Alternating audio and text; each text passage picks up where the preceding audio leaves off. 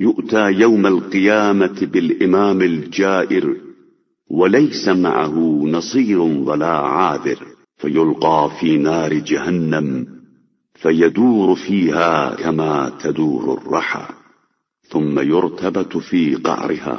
روز قیامت ظالم رہنما کو اس عالم میں لایا جائے گا کہ نہ کوئی اس کا مددگار ہوگا اور نہ عذر خواہی کرنے والا، اور اسے جہنم میں ڈال دیا جائے گا اور وہ اس طرح چکر کھائے گا جس طرح چکی، اس کے بعد قعر جہنم میں جکڑ دیا جائے گا.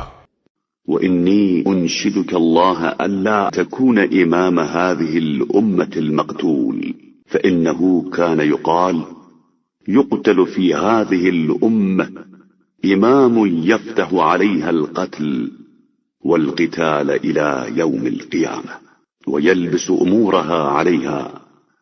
میں تمہیں اللہ کی قسم دیتا ہوں کہ خدا را تم اس امت کے مقتول پیشوا نہ بنو، اس لیے کہ دور قدیم سے کہا جا رہا ہے کہ اس امت میں ایک پیشوا قتل کیا جائے گا جس کے بعد قیامت تک قتل و قتال کا دروازہ کھل جائے گا اور سارے امور مشتبہ ہو جائیں گے.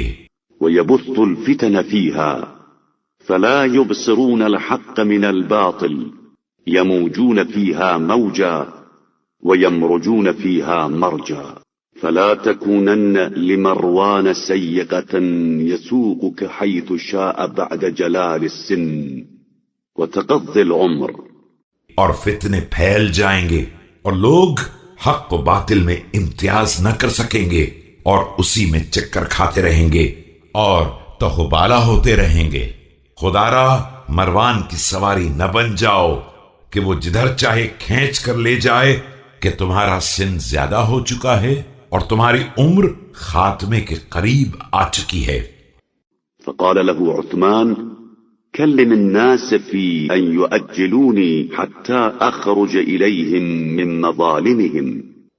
حضرت عثمان رضی اللہ تعالی عنہ نے اس ساری گفتگو کو سن کر کہا کہ آپ ان لوگوں سے کہہ دیں کہ ذرا مہلت دیں تاکہ میں ان کی حق تلفیوں کا علاج کر سکوں. فقال عليه السلام ما كان بالمدينة فلا أجل فيه وما غاب فأجله وصول أمرك إليه.